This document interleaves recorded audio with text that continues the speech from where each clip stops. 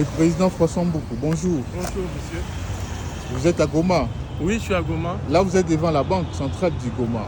Bien sûr que la banque elle est fermée, mais on est en train de vivre, la population est en train de vivre. Et je félicite les autorités de l'AFCM 23 du travail abattu parce que je suis parti même visiter les marchés pour voir de moi-même. Comme ça, je pourrais communiquer à la diaspora. Et je pense que c'est... Aujourd'hui, nous pensons qu'il faudrait que les Congolais comprennent que c'est ici tout doit commencer pour le changement. Nous sommes en train de voir la ville, elle est propre. Nous sommes en train de voir là, je suis devant la banque, que le président Félix a dû fermer. Un président qui aime son peuple ne peut pas se permettre. Du jour au lendemain, je me lève, je suis père de famille, et on vient me dire que je n'ai plus de compte bancaire. Ça, c'est quelque chose que nous allons vraiment le dire à haute voix.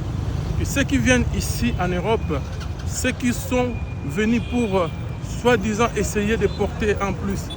Mais nous, ce que nous demandons, d'abord les conditions, il faut que Félix puisse ouvrir les banques.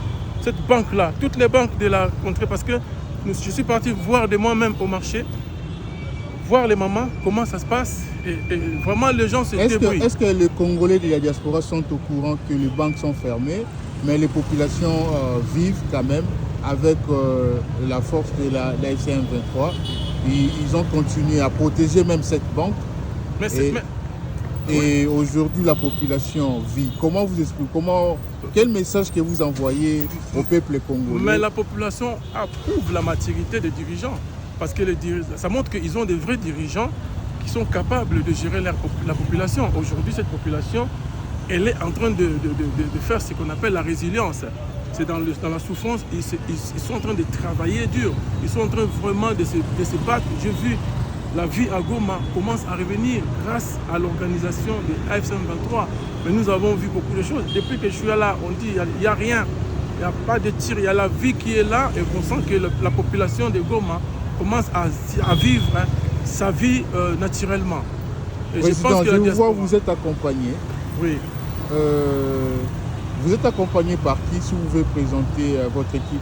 Mais je suis venu avec le secrétaire général du Front des militaires congolais, mon cher Denis. Donc, M. Denis Pongo, c'est lui qui pilote au niveau politique du mouvement AFCM, du mouvement FMK AFCM 23. Ok. Monsieur Denis, bonjour. Bonjour. C'est votre première fois d'être à Goma. Quelles sont vos impressions?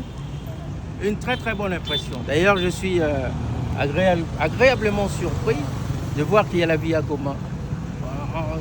Malgré tout ce qui se dit ailleurs, là, je suis venu palper du doigt la réalité du terrain. Une très très bonne impression.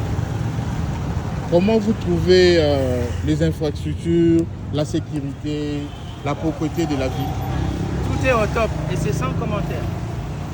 Ok. Vous allez passer des journées pour visiter Goma ou vous allez rentrer tout de suite? Parce que les gens disent qu'il y a des tirs de feu. Est-ce qu'ici, depuis que vous êtes là, est-ce que vous avez constaté des tirs de feu? Nous avons passé 2 nuits vraiment paisibles, hein, sans commentaire. Oui, chacun va à ses occupations. Il n'y a pas de contrainte, il n'y a pas d'inquiétude. La vie est tout à fait normale, le plus normal du monde. La police fait bien et son travail, les taximens sont là. On fait un coup de chapeau à toute l'administration de l'AFC M23. Chapeau. Président Tolobano Lingala. Oui. Vous êtes à Goma. Oui. Sentiment nini vous êtes à Goma? En tout cas, Goma, vraiment, sentiment de mieux vivre. Et c'est ce que nous voulons, c'est quoi? Tolingi que peuple azala malam. Yango ezali ba démarche biso na kati ya Front des militants congolais tout ça la rapport na bolamu ya population. Et pour la première fois, to moni ba konzi oyo bazali ko yokela peuple na bango, o bazali ko linga bolamu ya peuple na bango. Et c'est pourquoi biso to longwe na Paris na France to ye awa na Goma, awa place de Goma, nga ezali mbala na liboso te. Donc na memi susu mokonzi na kati ya FMK ayesu na ba ndeko mususu ba déplacer. Donc toye ko lakisa peuple congolais que nzela toyebisaki bino yango yo ya Goma. Goma ezali nde na lobaki na mois de juillet na pesaki ba congolais comme conseil na lobaki que Goma ezali incubateur oyo tozo travailler pour na Congo ya lobby. Et ici, nous avons trouvé les autorités capables et le peuple. Là, on sort d'un rendez-vous important aux Akinabiso. C'est-à-dire que tu as expliqué voilà ndenge fombo que bazo yoka biso pe ba pesi biso matondi mingi ko pesa makanisi otozo nango. Donc congolais nyonso bisiko zali ko yoka lokuta ya bato ya Kisasa te tala Goma propre lelo ngana ko préfère na vana na Goma ke na Kinshasa. Or Kinshasa c'est la capitale à Congo. Donc Goma ezali ville au lelo ezali incubateur ville où tozo travailler pour na avenir ya Congo mobimba. Ndenge sololi na bakonzi bayebi yo ke révolution ezosuka na Goma ou bien baza kokende ti na Kinshasa. Révolution objectif nango ezali ko libérer d'abord le peuple congolais, c'est-à-dire que l'article 64 elobi na biso soki bomoni moto azwi bokonzi na ndenge ya mbili kita na ndenge ya mabe na mbili na ndenge azosala mbongo ndenge mokonzi Félix azosala, en tout cas toza na droit ya kotelemela ye ko barrer route yango makambo tosala. Nous sommes dans une démarche constitutionnelle. Ça veut dire que nous avons droit, par rapport à l'article 64, de pouvoir barrer la route à la personne qui fait du mal à son peuple.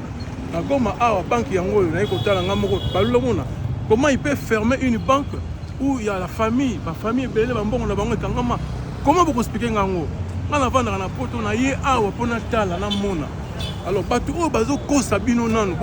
vérité donc, il faut changer. Dans la communion de la population, vraiment AFC23, moi je le dis vraiment chapeau et merci pour une fois. Tout le monde batu oyo na yaka awa na vendre tena pesa mutu mbongo pona mona mokonzi. Na yaka awa mokonzi apesa ngai par exemple rendez-vous na 10h mokonzi azawana. Na yaka awa teke mokonzi apesa rendez-vous na 10h amona nga na 19h. Ils ont raté. Donc des gens sensés, sérieux et bien et des vraies autorités autour de Congo et Lukara. Donc nazo benga diaspora oyo alingi a comprendre makambo oyo boya na Goma boya komona bino moko bref que ye moko secrétaire général na betaki ba masolo parce que ye moko aye na terrain na éviter pression les andé président tout simplement na